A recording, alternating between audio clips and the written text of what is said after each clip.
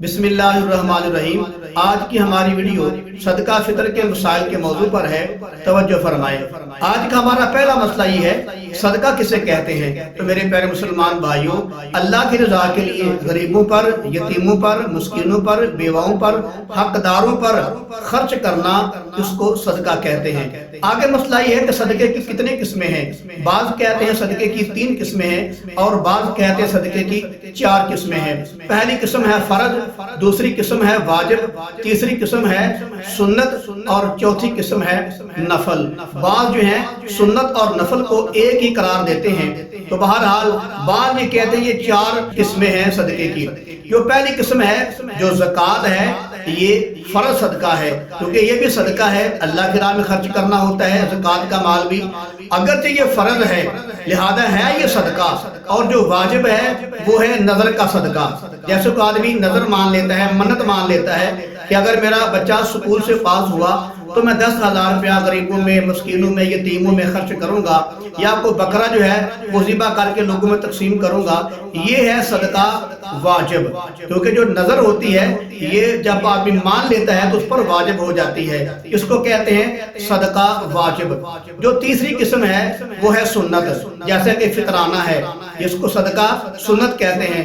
اور چوتھی قسم ہے وہ ہے صدقہ عام، جیسے کہ عام دنوں میں لوگ کوئی مسکینوں کو دے دیتا ہے، کوئی غریبوں کو، کوئی یتیم بچوں کو دے دیتا ہے، اس کو عام صدقہ کہتے ہیں۔ تو لہذا میرے پیارے مسلمان بھائیوں، صدقے کی 4 قسمیں ہوئی، پہلی فرض، دوسری واجب، تیسری سنت اور چوتھی عام صدقہ۔ لہذا یہ جو فطرانہ ہے یہ سنت عمل ہے، اگر کوئی آدمی ادا کرے گا ثواب ہوگا، صدقہ فطر اگر کوئی نہیں ادا کرے گا تو وہ گناہ گار ہوگا۔ آگے مسئلہ یہ ہے کہ یہ جو صدقہ فطر ہے یہ کس پر واجب ہے؟ تو میرے پیارے مسلمان بھائیوں، یہ ہر صاحب نصاب پر صدقہ فطر واجب ہے۔ آگے مسئلہ یہ ہے کہ صاحب نصاب کسے کہتے ہیں؟ تو میرے پیارے مسلمان بھائیوں، صاحب نصاب اس کو کہتے ہیں جس کے پاس 7.5 تولہ سونا ہو یا 52 تولے چاندی ہو یا اس کی مالیت ہو، اس کو صاحب نصاب کہا جاتا ہے۔ آگے مسئلہ یہ ہے کہ یہ جو صدقہ فطر ہے اپنی نابالغ اولاد کی طرف سے دے سکتے ہیں؟ تو میرے پیارے مسلمان بھائیوں، یہ جو صدقہ فطر ہے اپنی نابالغ اولاد کی طرف سے آدمی دے سکتا ہے۔ آگے مسئلہ یہ ہے کہ اگر نابالغ اولاد کا اپنا مال کافی ہے تو کیا ماں باپ پر واجب ہے پھر بھی اپنی نابالغ اولاد کی طرف سے صدقہ فطر ادا کرے؟ تو میرے پیارے مسلمان بھائیوں، اگر نابالغ اولاد خود مالدار ہے تو مسئلہ یہی ہے کہ نابالغ اولاد اپنا فطرانہ خود ادا کرے۔ آگے مسئلہ یہ ہے کہ ایک آدمی بے نمازی ہے، کیا اس پر بھی صدقہ فطر ادا کرنا لازم ہے؟ تو میرے پیارے مسلمان بھائیوں، نماز نہ پڑھنا الگ گناہ ہے، اس کا مطلب یہ نہیں کہ اس نے ایک گناہ کر لیا ہے تو دوسرا بھی کر لے۔ وہ نماز نہیں پڑھتا، یہ بہت غلط کرتا ہے، حتیٰ کہ نماز جان بوجھ کر چھوڑنا، اللہ کے پیغمبر صلی اللہ علیہ وسلم نے فرمایا یہ کفر ہے۔ اس کا مطلب یہ نہیں کہ ایک آدمی اتنا بڑا گناہ کرتا ہے تو دوسرا بھی کر لے، اس کا نماز نہ پڑھنا الگ گناہ ہے، وہ صدقہ فطر اس پر ادا کرنا لازم ہے۔ اگر ادا نہیں کرے گا تو صدقہ فطر ادا نہ کرنے کی وجہ سے بھی گناہ گار ہوگا۔ آگے مسئلہ یہ ہے کہ ایک آدمی روزے نہیں رکھتا، وہ بے روزگار ہے، کیا اس پر صدقہ فطر ادا کرنا لازم ہے؟ میرے پیارے مسلمان بھائیوں، روزے نہ رکھنا بہت بڑا گناہ ہے، اللہ معاف فرمائے، اللہ سب کو اس گناہ سے محفوظ فرمائے۔ تو جو آدمی روزے بھی نہیں رکھتا اس کے لیے لازم نہیں کہ وہ فطرانہ بھی ادا نہ کرے۔ روزے نہ رکھنا الگ گناہ ہے، اگر فطرانہ ادا نہیں کرے گا تو الگ گناہ گار ہوگا۔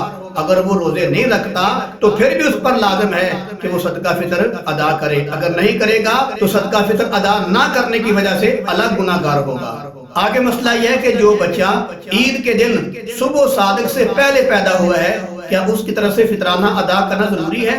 تو میرے پیارے مسلمان بھائیوں، جو بچہ عید کے دن صبح صادق سے پہلے پیدا ہوا ہے اس کی طرف سے گھر والوں پر لازم ہے کہ اس کا صدقہ فطر بھی ادا کرے۔ آگے مسئلہ یہ ہے کہ جو بچہ عید کے دن صبح صادق کے بعد پیدا ہوا ہے کیا اس کی طرف سے صدقہ فطر ادا کرنا ضروری ہے؟ میرے پیارے مسلمان بھائیوں، جو بچہ عید کے دن صبح صادق کے بعد پیدا ہوا ہے اس کی طرف سے فطرانہ ادا کرنا ضروری نہیں، اگر کوئی کر دے گا تو ادا ہو جائے گا، لیکن اگر کوئی نہیں کرے گا تو اس پر لازم نہیں ہے، وہ گناہ گار بھی نہیں ہوگا۔ آگے مسئلہ یہ ہے کہ اگر کوئی آدمی عید کے دن صبح صادق سے پہلے اس کا انتقال ہو گیا تو کیا اس کی طرف سے فطرانہ ادا کرنا ضروری ہے؟ تو میرے پیارے مسلمان بھائیوں، جو آدمی عید کے دن صبح صادق سے پہلے فوت ہو جاتا ہے اس کی طرف سے گھر والوں پر صدقہ فطر ادا کرنا ضروری نہیں ہے۔ آگے مسئلہ یہ ہے کہ فطرانہ جو ہے عید سے پہلے ادا کرنا چاہیے یا عید کے دن ادا کرنا چاہیے؟ تو میرے پیارے مسلمان بھائیوں، افضل عمل یہی ہے کہ عید کی نماز پڑھنے سے پہلے فطرانہ ادا کرنا چاہیے، کہ جو صدقہ فطر ہے پہلے ادا کرنا چاہیے۔ ہاں اگر کوئی آدمی جان بوجھ کر نہیں کرتا یا کسی مجبوری کی وجہ سے پہلے ادا نہیں کر سکتا تو عید کی نماز پڑھنے کے بعد فوراً وہ ادا کرے، اگر ادا نہیں کرے گا تو آدمی گناہگار ہوگا۔ آگے مسئلہ یہ ہے کہ فی آدمی کا فطرانہ، کہ جو صدقہ فطر ہے یہ کتنا بنتا ہے؟ تو میرے پیارے مسلمان بھائیوں، یہ تقریباً فی آدمی پر 1.25 سیر گندم جو ہے یہ اس کا فطرانہ بنتا ہے۔ آج کل کے حساب سے یہ جو 2025 کا رمضان یہ جو ہم گزار رہے ہیں، ماشاءاللہ اللہ سب پر رحمت نازل فرمائے، اس کا جو فطرانہ ہے تقریباً 240 پہ بنتا ہے۔ تو احتیاطاً جو ہے آپ کیا کریں، 250 روپیہ فی آدمی کے حساب سے فطرانہ ادا کر دیں۔ آگے مسئلہ یہ ہے کہ کئی آدمیوں کا فطرانہ کیا ایک آدمی کو دے سکتے ہیں؟ تو میرے پیارے مسلمان بھائیوں، کئی آدمیوں کا فطرانہ ایک آدمی کو دے سکتے ہیں، یہ جائز ہے۔ آگے مسئلہ یہ ہے کہ ایک آدمی کا فطرانہ کئی آدمیوں کو دے سکتے ہیں؟ تو میرے پیارے مسلمان بھائیوں، ایک آدمی کا فطرانہ کئی لوگوں کو دے سکتے ہیں، یہ جائز ہے۔ آگے مسئلہ یہ ہے کہ جو صدقہ فطر ہے اپنے سکے بھائی کو، بہن کو، ماموں کو، مامی کو، چاچو کو، چاچی کو، کیا ان کو دے سکتے ہیں؟ تو میرے پیارے مسلمان بھائیوں، یہ جو صدقہ فطر ہے اپنے سکے بھائی کو، سکی بہن کو، ماموں کو، مامی کو، چاچو کو، چاچی کو دینا بالکل جائز ہے۔ آگے مسئلہ یہ ہے کہ میاں اور بیوی اپنا فطرانہ ایک دوسرے کو دے سکتے ہیں، تو شوہر اپنی بیوی کو دے، بیوی اپنے شوہر کو دے۔ تو میرے پیارے مسلمان بھائیوں، یہ دونوں میاں بیوی ایک دوسرے کو اپنا فطرانہ نہیں دے سکتے۔ مطلب یہ نہیں کہ دیں گے تو وہ ادا نہیں ہوگا یا اس کو پکڑا نہیں جائے گا یا کوئی آدمی دے سکتا نہیں، دے سکتے ہیں۔ نہ دینے کا مطلب یہ ہے کہ ان کا دینا جائز نہیں ہے۔ آگے مسئلہ یہ ہے کہ کوئی آدمی اپنے ماں باپ کو فطرانہ دے سکتا ہے؟ میرے پیارے مسلمان بھائیوں، اپنے ماں باپ کو صدقہ فطر دینا جائز نہیں ہے۔ آگے مسئلہ یہ ہے کہ کوئی آدمی اپنی اولاد کو فطرانہ دے سکتا ہے؟ تو میرے پیارے مسلمان بھائیوں، اپنی اولاد کو فطرانہ دینا جائز نہیں ہے۔ آگے مسئلہ یہ ہے کہ کسی آدمی کا اپنے دادا اور دادی کو فطرانہ دینا جائز ہے؟ تو میرے پیارے مسلمان بھائیوں، اپنا دادا اور دادی کو فطرانہ دینا جائز نہیں ہے۔